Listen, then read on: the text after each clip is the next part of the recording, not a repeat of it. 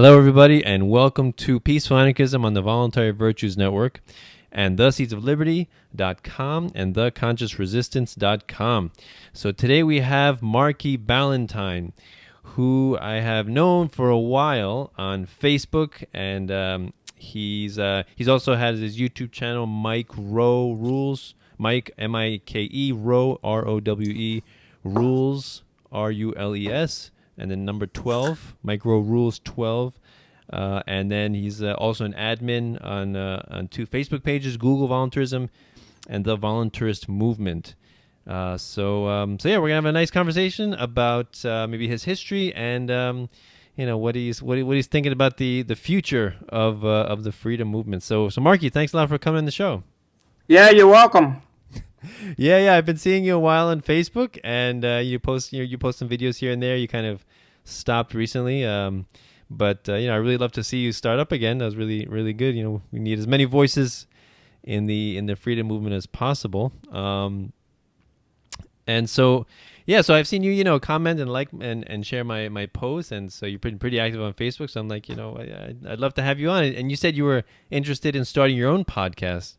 So Yeah. I really Definitely. encourage that, as many people starting a podcast. That's really awesome. We got to create as many outlets for the alternative media as possible, because I think the internet is doing wonders to just demolish the the decrepit Paradigm. mainstream media. So before we get into any of the current events, can you go into your past and just talk about how you came to voluntarism and anarchy, and what books and personalities and YouTube channels maybe influenced you along the way? Well, I came to the Liberty Movement from Ron Paul in 2008 and 2012. And then I discovered the Liberty Movement, and then I started distancing myself away from the Liberty Movement. And then I found Larken Rose and Julia Browski and Wendy Davis, and I found all these other people, and it just kept taking things to logical conclusions, and kept going, and ended up at voluntarism and anarchy. I was a theist when I came out of high school in 2009, is when I graduated high school. And I was a theist then. I wanted big government. I wanted to grow it. God. And I didn't know that I had to rob everybody and point guns at people. And so I decided to change my thinking, get rid of collectivism and statism, and adopt the non-aggression principle, which Larken Rose talked about all the time. And Stefan Molyneux was a huge influence on me. Ron Paul, of course, a lot of people from Ron Paul when you're talking about voluntarism and liberty. And I'd say he's a limited government person, but we know from history that constitutions don't limit government, that it's just a failure.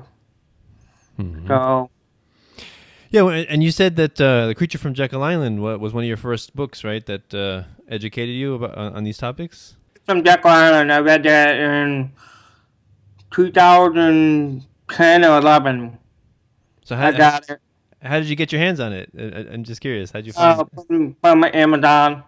Oh, you just found it just scrolling, just searching for things? Yeah, I got the book on Amazon.com. Nice.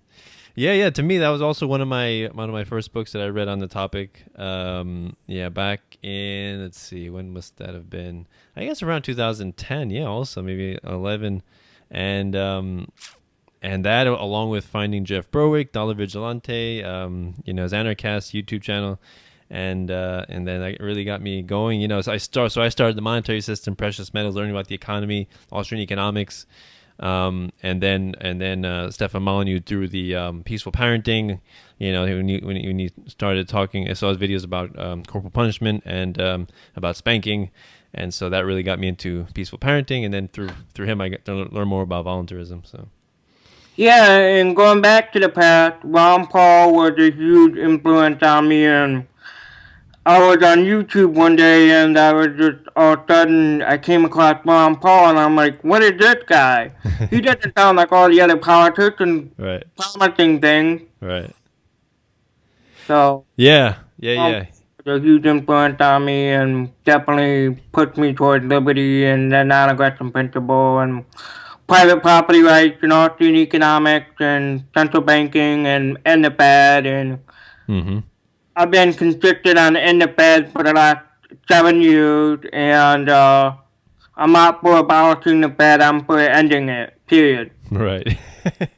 Right. It's like, should we limit counterfeiting or should we eliminate it? Yeah.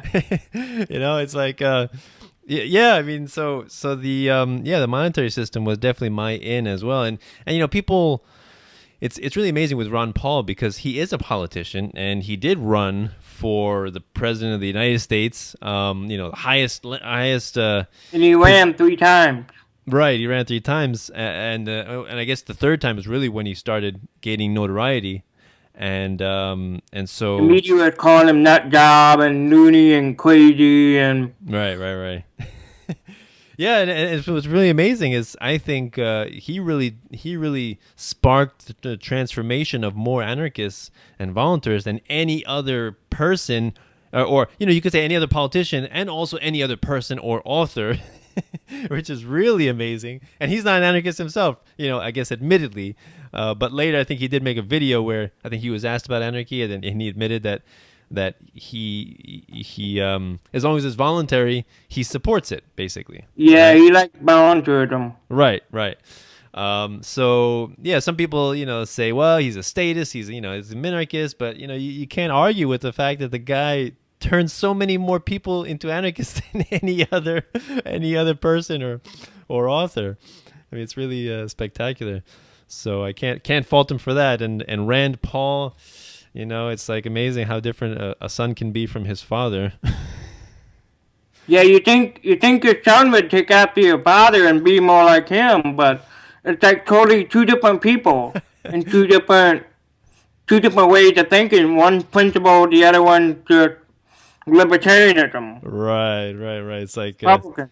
yeah, maybe I guess I don't know. Rand Paul seems more like the kind of politician, or I guess in some circles he calls himself libertarian, in other circles he calls himself Republican, and he I guess he sacrifices or he compromises his principles to get into power. Yeah, Paul never compromised his principles. Right, and then you have to think if he compromises his principles to get into power, that means that they were shaky to begin with. So then, how could you even trust him with enormous power?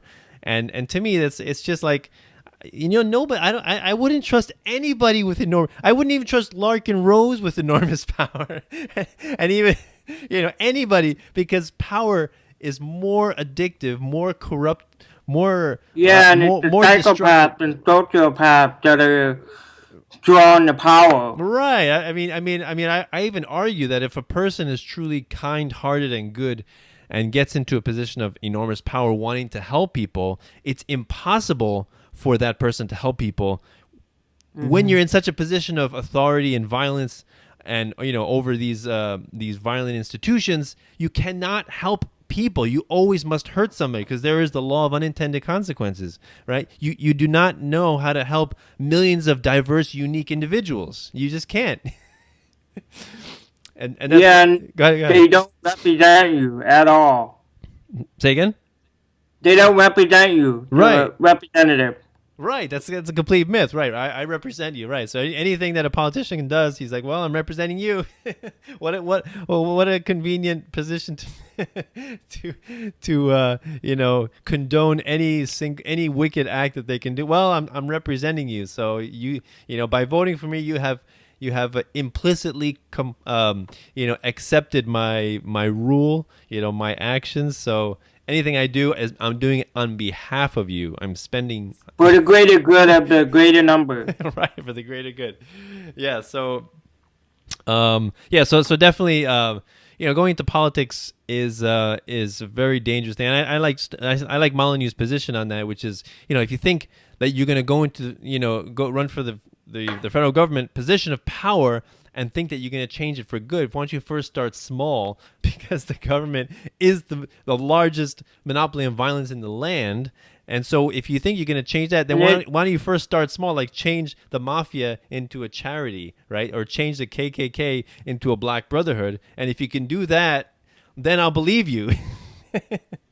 You know? But first start small. Yeah, turned into the largest empire in the world has ever seen. Right. Constitutions don't limit government. Right. If it did, I would be a limited government person, but they don't limit government. Constitution, Alexander Spooner pointed it out in the No Constitution, No Treason Constitution of No Authority, Right. that it is unfit to exist. Right, exactly. I mean, it's amazing. Like the United States was started as the smallest republic experiment, right, of freedom, quote freedom, in the world, and now it has swelled to such gargantuan proportions that we are the largest And it has bases all over the world, most powerful imperialistic genocidal empire the world has ever seen. And that's like, what is that? One giant oops. Yeah. You know, and then people say, well, let's just get back to the Constitution, and you know, if we just you know, stick to that, everything will be okay. But you know, it's as Dave from the Seeds of Liberty podcast likes to say, anything that, you know, since the government, they wrote the Constitution, they amend the Constitution, they write the laws, and they interpret the laws. So therefore, anything that the government says or does is constitutional. Anything they do is constitutional. So how can they limit themselves, right? It's like one of my favorite Rothbard quotes is, government is like, you know, we give them all the guns and all the power, and then we say, limit yourself. Yeah, they're gonna expand power whenever they can. They're not gonna limit themselves. Right, exactly. So let me ask you, did you ever vote? I voted for Ron Paul in 2012, and that was it. So what's your position on voting? I believe that it's violent. That if you vote, it's for violence. Right. Yeah. Last time I voted was 2008, I think, for Obama. And Dave likes to admit that it's one of my past sins. But yeah, you know, I think you live and you learn. I mean, some people, you know, say, well, voting maybe on the local level can be beneficial, but you know, I just think that, you know, if you really want to change the world, you really want to improve the world, you start with yourself, start with the individual, you start with your friends and family, be a good example. You know, raise your kids well, raise your kids, you know, morally, peacefully, empathetically, compassionately, and I think that's the best way to change the world is be the example that everybody wants to emulate. Be the change you want to see in that world. Right. You know, if people like your message, they will you know, follow you, adhere to you, and you know, not necessarily you be an authority, but just embody your principles. You know. So yeah, Dave Painter said first principles. Yeah, definitely. Yeah, it always comes back to basics. You know, what are your principles? What are the principles that you live by? You know, one of the I saw a quote by this Mexican guy, Jose. I think it's Jose Zapata. I think he said, "I will die a slave to my principles," which I absolutely love that quote. It's so awesome because, you know, I think that there's a lot of things that can be compromised, I guess, but principles cannot be compromised, right? Because once you start down that path, it's a very slippery slope to evil, to tyranny, to you know, wickedness. And I think you just have to make a stand. You know, what are your principles, and you live by your principles. And I think that's the one thing with anarchists. Is that, you know, that's why I really think anarchism is a position. It's a moral position, right? It's saying I don't need to rely on politicians or laws or, you know, mandates or edicts to tell me what is moral, because I know I have a conscience and I know what is moral, and I am my own, you know, in a sense, I am my own master. Yeah, you're your own ruler. Right. So in a sense, you know, it's like it's kind of funny, you know the meme where it says, you know, the supreme irony is the statist telling the anarchist that the anarchist is the threat to society. Yeah. Isn't that amazing, right? The supreme And they irony. say if you want to make change, run for office. Right, you hear that all the time. They Too. just always want to tell you to run for office if you want to be the change you want to see in this world. And running for office is not an example you want to set. Starting a business, doing stuff like that, Right. living by principles is what matters. The non-aggression principle. Yeah. Live on people's, voluntary transactions. Offer a product. You know, the awesome thing about having a business is that, people are not forced to buy your product or your service. Yeah, McDonald's is not going to turn into a monopoly and start pointing guns at people to buy cheeseburgers or chicken McNuggets. Right. It's kind of funny that people are more afraid of McDonald's, becoming a monopoly, or Walmart. They're more angry at that than they are at the federal government. Yeah, and federal government is the biggest monopoly there is. Right. We have these, these laws, basic common, understanding of morality, which is, don't lie, hurt, cheat, assault, murder. But for some reason, you have this entity called government that is a complete exception to all of those rules, right? Everything, there's so many euphemisms that have been constructed to conceal those actions and make them acceptable to the general public, right? and it's amazing. They think that when politicians scribble down a law, they think that it's justified, and the soldiers think that killing people in other lands is justified, but it's murder. Of course, And they call it war. Of course it is. Yeah, I mean, I think it was Harry Patch, the last surviving last survivor of World War I, soldier. He said, war is organized mass murder. Right. Yeah, I definitely believe that. So many of these euphemisms. Collateral damage, drone strikes. Occupations, war on terror. All of these euphemisms we use. But just like Confucius says, we got to call things by their proper names, right? Mm-hmm. So tell me about how like when you talk to your friends and family, what do they say when you talk to them about this stuff? They say both for the lesser of two evils. I heard that from my brother. And what do you say?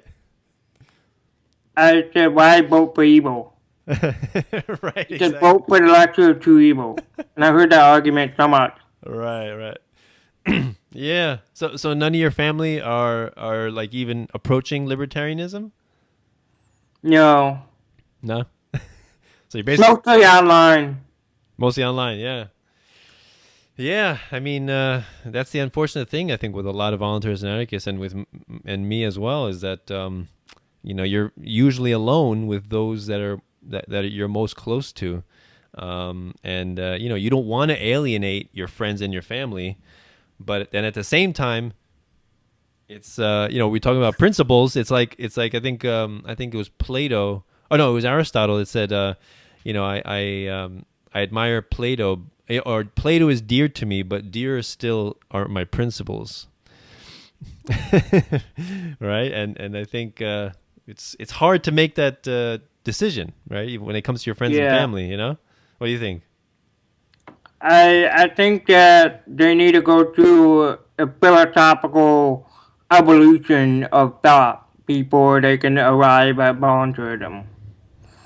Yeah. And it's like you can you bring somebody to the door like in the Matrix, right? But they have to open it, right? You can only do so much for people. You can try to educate people and try to show them a different way, but if their mind is not there, it's not ready to accept this new information, then it's just going to be discarded. And it's going to be cognitive dissonance. Right.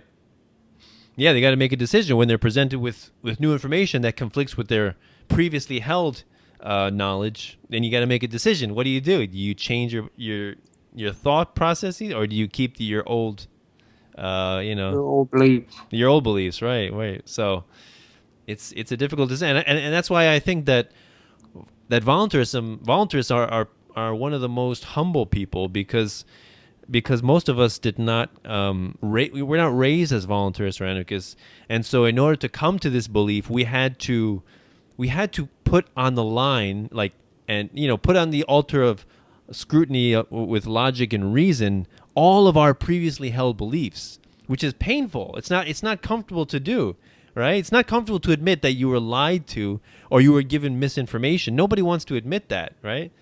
That's like saying we wasted 13 years of our childhood learning stuff or being forced to memorize things that were wrong and immoral and useless.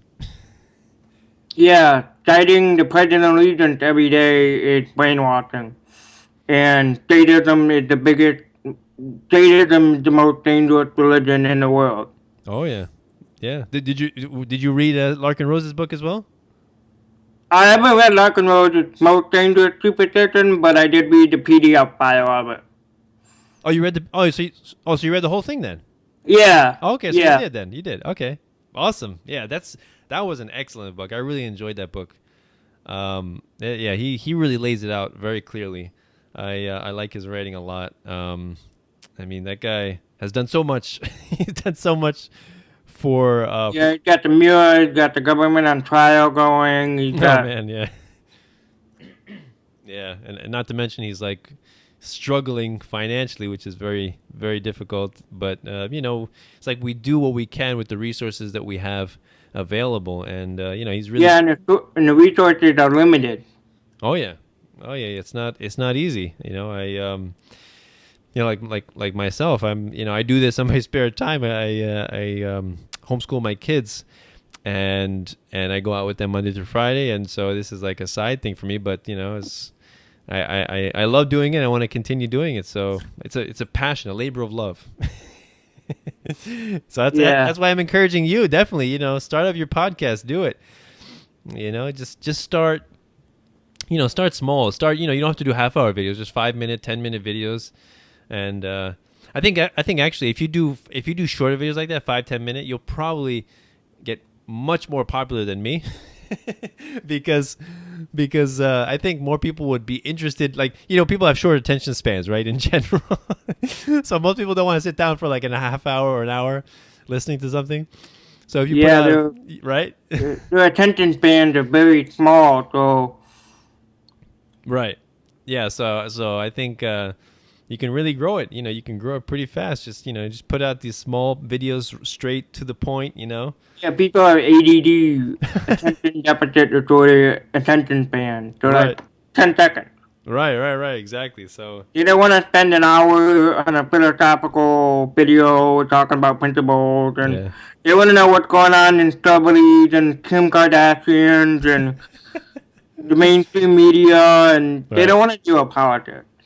So in high school, did you question at all anything that you were taught, or did you object to anything that you were taught, or did you have any undercurrent of resistance or rebellion? No, I kept all my stated beliefs.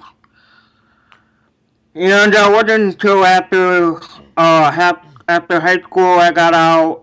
I didn't start questioning them until around 2011, 2012. And I started really questioning my beliefs and started really getting away of collectivism and also the non-aggression principle. Mm-hmm. So I didn't question them in high school though. So are you still friends with some of your friends in high school? Yeah. Oh yeah. So do they? What do they think of your transformation to voluntarism? Your new beliefs. What do they think of it? Do you talk to them about it? No. Oh, you don't talk to them at all about it? No. Oh, okay. Yeah. They probably think I'm a crazy conspiracy theorist. I think I don't know if most people go through this phase, but I think I did. You look it up, all those conspiracies, and oh my God, it's crazy stuff, and then you're afraid, the NSA is watching you, watching the websites you go on, and your phone calls and your text messages. And now, And now I've really kind of come to think, or I forget who said it, but they said, whatever weird and strange conspiracy you think is true, rest assured that what's happening in reality is much worse. Yeah, that's William something I can't remember. Right, I forget who said that, and I think that's so true. It's like it's not even necessary to delve into all these conspiracies. Like Freemasonry or the reptilian Yeah. thing. It's not even necessary because we already know what's going on out in the open. and Yeah, we don't need a conspiracy theory to confirm what's happening out in the open. no, Like Freemasons and Rothschilds and Rockefeller. No, we already know what's going on. right. Yeah. So yeah, it's not necessary, and I think that like what Larken Rose says, and I entirely agree, is that statism is a dying relic. It's a dinosaur belief. It's on its way out, just like chain slavery has left the planet for the most part and is not coming back. I think statism is on its way out and will not come back. And I think that's a one-way trajectory because, I think, people, humanity, the human mind goes through transformations and evolutions, right? And statism is it's the last vestiges of a barbaric idea. And it's about to die. And I think voluntarists and anarchists are heading the way. They're pioneering this new... They're the abolitionists of this century. Right. And if you step back and you think about it, like all we're saying is we think morality is universal. If I can't rob somebody, then you can't rob somebody, then a politician can't rob somebody. If I can't assault or kill somebody, you can't assault or kill somebody. It doesn't matter if you're a politician or government agent. But you can't delegate that right to somebody else. Right. It's a basic idea. And yet people think it's such a radical idea, like, oh no, you're a threat to society, you're trying to bring down the government, and what are you gonna, how's the world gonna look like without, it's a very simple, the road, you would take care of the children. yeah, all these basic concepts, but it's just a very simple idea, and that's what I love about it. It's very simple. It's nothing complex about it. You don't need specialized training in any kind of field to understand this stuff. Everybody knows what common and natural law is. Everybody knows that.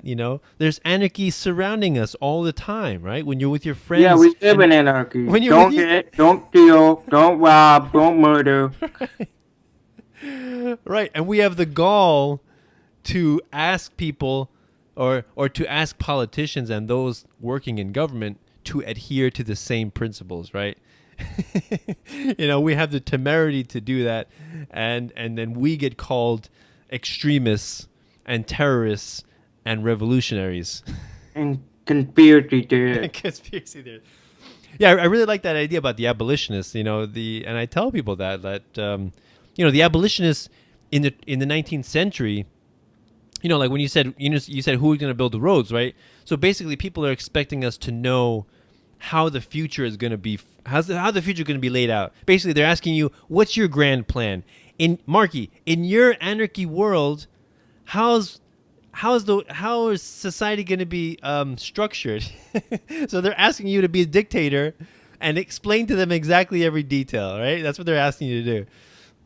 But and the way I look at it is, it's like the abolitionists in the 19th century, they did not know how the crops will be picked, or that a couple of decades later, these enormous industrial machines were going to be developed to pick the cotton and to till the soil, right? They didn't know that. Yeah. They didn't know that. They didn't do it on the grounds of, I know the future. They advocated for the abolition of slavery on moral grounds alone, because it's immoral to own another human being, right? And that's what the same thing that voluntarists advocate. on moral grounds alone. That's why I focus on, when I talk to people, I focus on the morality of statism and the belief in authority, right? That it's immoral to own people, and going back to taxation, if 0% taxation is freedom, complete freedom, 100% is complete slavery, what percentage is it not slavery? Yeah. Right? Yeah. And anything above 0 is slavery, right? Because whatever amount they ask for, it's always by threat of violence, right? Or backed up by gun. Backed up by a gun, right? So that's what I think. What I focus on the most is I talk about this from the moral aspect, and it's amazing that we're the only ones. Voluntarists and anarchists are basically the only ones who are saying, but it's immoral. Everyone's like, but there's terrorists, but there's ISIL, but they're extremists, but we need roads, but all these justifications. And then nobody says, wait a minute, is this moral? Is it justified? Right. Nobody likes to ask those questions, I guess, because they're too uncomfortable. Because when you think about what taxation actually is, it is extortion, right? It's yeah. Right. I mean, Yeah, how did that, like, when you first discovered that idea, like, was that like a real mind-blowing thing for you when you first realized about tax? Yeah, what?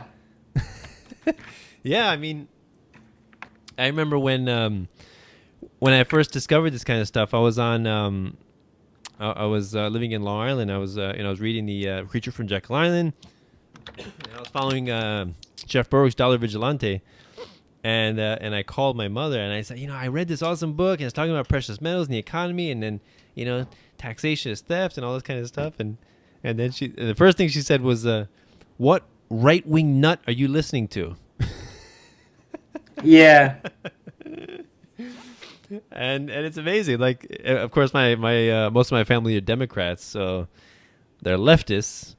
So that's their political leaning, which is why I voted for Obama, because I'm like, who? And I didn't really care about politics that time. I'm like, who am I going to vote for? I'm like, I'll vote for Obama.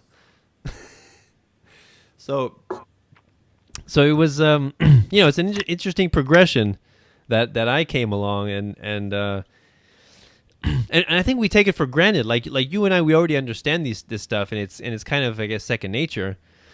But to most people, it's not. When you say, government is illegitimate, taxation is theft, right? The belief in authority is a myth. The collectivism is a lie. That kind of stuff. It's really mind blowing. And so when we do talk about these things with them, I think we have to be gentle. We have to be slow. We have to be patient with these ideas. Yeah. I mean, when you're out in public, do you ever engage in conversations with people about these topics? Yeah, I talk about them. So, like, where do you talk about? Like, when you're at the store or at the library, or where do you talk about them? The store. So like with what, like what, other customers or with the cashier? Yeah, the cashier about Federal Reserve and. Oh, really? And what did they say? They don't really care.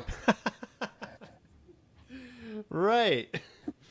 It's like what time is it? Oh, I got to get home and have dinner and. Yeah. Who cares about the Federal Reserve? Yeah. The Federal Reserve is actually one thing that I really like talking about, the monetary system in general, because that's one of the things that to me is more of a neutral topic. There's so many topics in government that are emotionally charged. Like let's say gay marriage legalization, right? Emotionally charged. Talking about immigration, emotionally charged, right? Talking about taxation, taxing the rich, emotionally charged, right? But yeah, that's a Democrat. That's the left. They want to tax the rich, which is envy. Right, exactly. Yeah, it's like you have more than me. That's not allowed.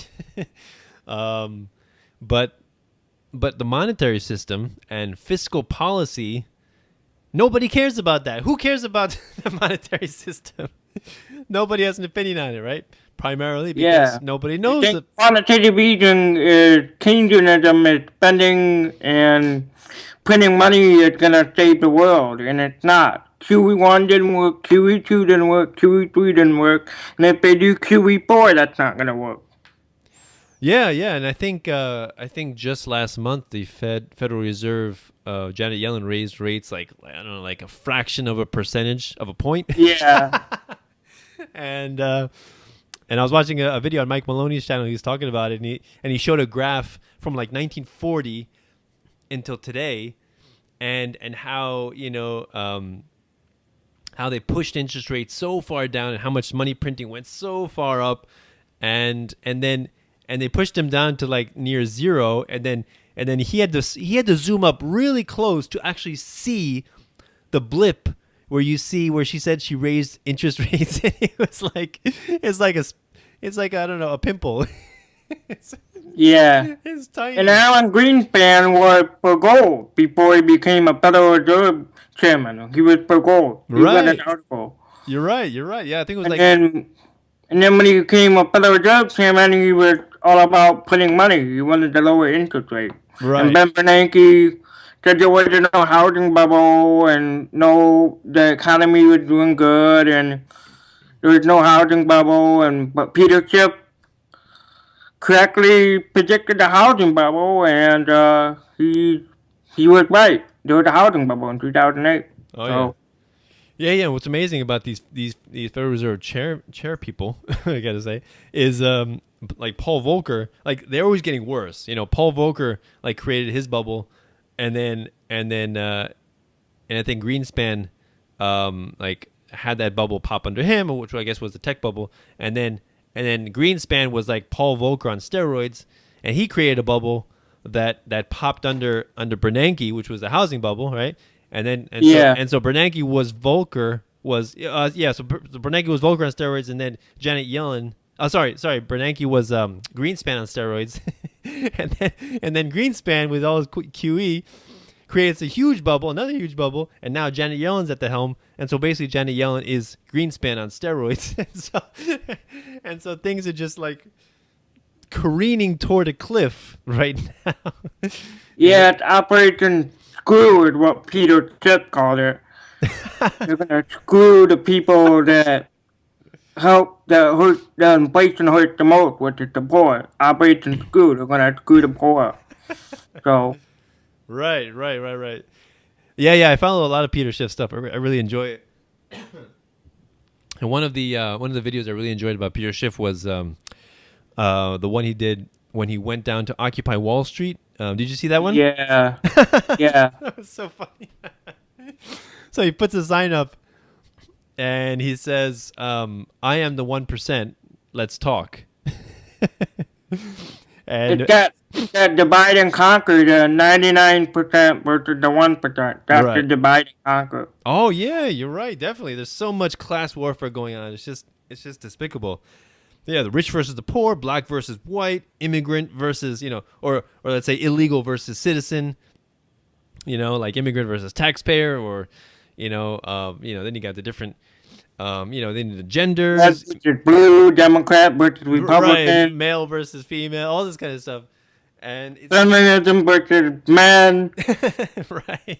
Yeah, it's really sad how when you divide the people like that and you get them fighting amongst themselves, they easily forget who's really doing the oppressing, right? And then black versus white, of course. You really get them easily forget who is really doing the oppressing and the robbing and the exploiting and the extorting, right? And that's a very convenient position for those in power. The tyrant loves power and control. Right. So it was a great video. This the Peter Schiff's Occupy Wall Street video, and the people were angry. They came up to him, just like railing against him, and I have to give it to Peter Schiff. He was very patient with them. He he calmly explained to them that they're wrong. He's like, if you really want change and you're really angry about what's going on, you're protesting the wrong people here. You should be down in Washington D.C. Yeah, and protesting down. occupying the Federal Reserve in White House, not Wall Street. Right. Yeah, it's like, I mean, Wall Street is definitely a part of the problem, but they're not the root. You know, they're more like a branch, like Monsanto. You know, that's kind of how I got into voluntarism, is I was interested in the in nutrition and food and GMOs and vaccinations and things like that, and so Monsanto was a big thing when I was slowly getting into this stuff. But you know, so a lot of people hate Monsanto, but again, Monsanto and Chase and Dow and Syngenta and Bank of America and let's say even Walmart, you know, all these huge corporations, they're evil and everything, but they're not the root. They're the branch, right? They're like the Hydra heads on the Hydra, right? You cut one off and another one will grow right back, right? You cut off a branch of the tree, it'll grow right back, right? It's one of my favorite. You gotta strike at the root, which is the Federal Reserve. That's the root cause of the problem. That's what's transforming the global economy. And when the petrodollar collapses, there's nothing that's gonna save the dollar from collapsing. The dollar is gonna be dead. Right.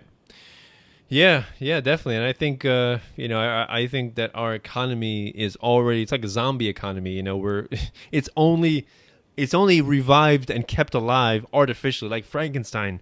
It's like without all of this monetary heroin that is QE 1, 2, and 3, and these, you know, ultra low, near zero interest rates will soon to be in negative territory. You know, that's completely unnatural, completely artificial, completely propping up the dollar. Oh yeah, artificial propping. It's a hologram. You know, we have a hologram economy, and just take away those crutches, take away that support, the house of cards will fall. You know, it has no substantial support whatsoever. It's created out of money is created out of thin air. That's what I learned from From Jekyll Island, where money was created out of thin air. And it has no intrinsic value, like gold, silver, and Bitcoin. I would highly recommend people to get in precious metals. I don't have any precious metals, but I have change right here. I do got change right here. Uh-huh. Excellent. Yeah. Precious metals is a fascinating topic. And actually, Mike Maloney from GoldSilver.com does a great mini-series documentary. I don't know if you checked it out, The Hidden Secrets of Money. Have you seen that? Yeah, you should definitely. I think you would love that. It's he's done so far like 6 episodes, and each of them are 30 minutes. Oh yeah, I've seen that. Yeah, they're really, really awesome. I love them. And the first one was really good because it went into very in detail, the origin of gold, silver, and how it became money, and what distinguishes money versus currency, right? What are the characteristics of them, right? Yeah. And so when you understand that, you begin to understand how how currency or fiat currency is an imposter, right? That's stealing the value of your labor, of your time, right? Yeah, you should be able to keep the fruits of your labor. Right, of course. But belief in authority, the people who believe in government, think that the people in power should keep your money and keep you from preventing you from keeping the fruits of your labor. Yeah. Instead, there's a meme that went around on the internet that said, "Why spend money when you can just print more?" Right. Yeah. So, one of my favorite Peter Schiff quotes is, taxation is theft, physical theft of your money, right? Or a bail-in. It's, also physical theft of your bank account. But monetary or currency creation, which is inflation, right? Which, inflation increasing the money supply, that's robbing you not physically of your currency, but it robs the value of your currency. right? So they can Yeah, you and can it have decreases the purchasing power. right, you can have your money in a bank account, you can have it under your mattress, you can have it in your hand, and the the government can just print away, and it can just print until the value of your money is worthless, right? It can print into oblivion the money that's in your wallet or in your bank account or in your mattress, right? Mm-hmm. And so that's the power of the Federal Reserve. That's the power of a central bank, is the power to counterfeit. And that's one thing that people have to realize where money comes from, right?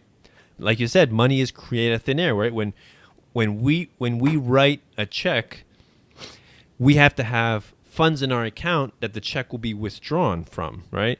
But when the Federal Reserve writes a check, they're creating money. Yeah, they're creating it out of thin They're air. creating money, and it's just it's an amazing process that Well, we're not taught that in school. We're taught to memorize things, and we're taught Keynesianism and socialism, and Bernie Sanders is a socialist, and he wants to keep everything, including the Federal Reserve. He wants to break up the big banks, but he doesn't want to break up the Federal Reserve. And he's not to be trusted.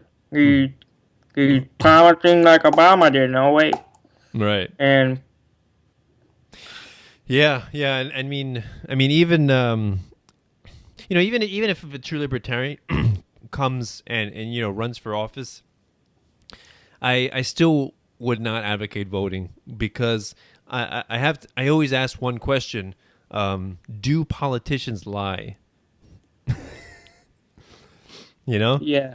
And so if it's already known that politicians lie, how could you ever trust a politician? Like if you had a friend that constantly lied to you, took money from you and then said they'll pay you back and they never paid you back, would you lend them more money? No. Like, how many times do they have to lie to the people and rob them and use the taxpayer purse to bail out failing gargantuan institutions that are already robbing the people? I mean, how many times do things like this have to happen for people to actually question, the state? And it's got to continue to get worse and worse before they question it. and I guess that's a part of Stockholm syndrome, where you fall in love with your captor, right?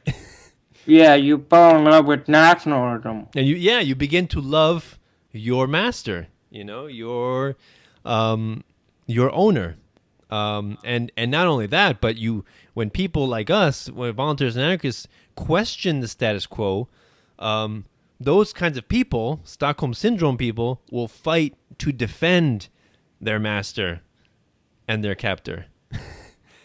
And it's a very sad situation. And how do you shake somebody out of that? Well, you got to get them to question the Federal Reserve and to believe in authority. That's how you're going to get them to question things. Yeah, and it's not easy, because there's so much emotional, baggage wound up in There's no logic and reasoning behind the emotional right. tantrums.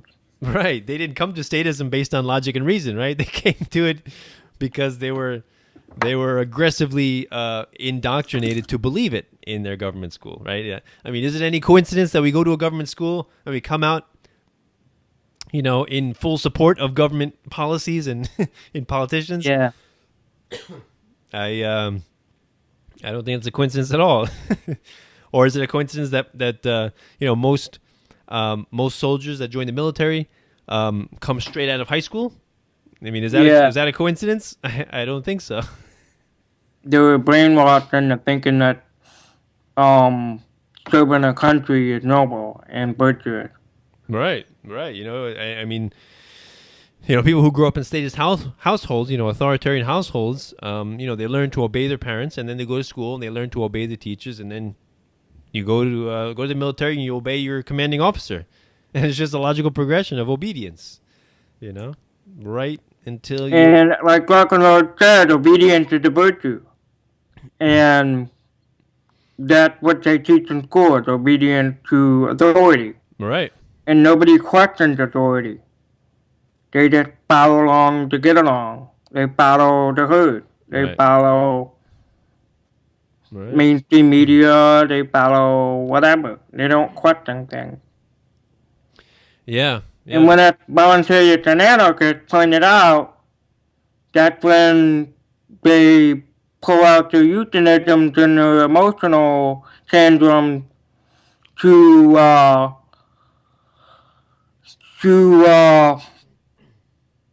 they to justify the state is moral, and the state has no justification or no morality. There's not an exemption from morality. They don't get an exemption from morality, like Larken Rose said. Oh yeah, no exemption from morality, none whatsoever. We're all human beings, right? Yeah, And we each own ourselves. We all own ourselves, including the politicians and cops. right, right. You know, and if I forget who said this quote, but if if people are evil, then no government composed of people can ever be good, right? Or if people are fundamentally good, then government is not necessary. Right? Yeah, So and I think also Mises said, right, if you discount laissez-faire capitalism on the grounds of a man's infallibility or weakness, you must also discount every single government action, right, on the same grounds, because politicians are human beings. They are fallible, defective, imperfect human beings, just like us. And just like us, they should not have power. No. Nobody, right? There should be no throne there. No class is fit to rule, right? So Yeah, the JJR token or something like that. right, Yeah, from Lord of the Rings. right. Oh yeah, my wife loves loves those movies, by the way, Lord of the Rings. I didn't know it was that he was an anarchist until after I saw the movies, but yeah, it's really comforting to find that out, though. I really enjoyed it. So Mark, I don't want to keep you any longer, but so why don't you let people know if they want to follow you, how they can find you? Well, you can find me on Facebook, facebook.com/Markie Balentine. You can follow me on Twitter at crazymarkie23. You can follow me on YouTube, youtube.com/micro12. Hit me up, send me a friend request. If you're a voluntarist, you're an anarchist, follow me. I'm on Facebook every day. So friend me on Facebook, and that's it. Yeah, definitely. We got to grow our community. We got to reach out, network, and come together. And I think in that way, the internet has been a wonderful tool for uniting us, because it's without the internet, it would be incredibly lonely to be an anarchist. And I think it's just been such a wonderful help in that sense. So if anybody wants to help my show, you can donate. Patreon, that's patreon.com/peaceful anarchism. You can send me $1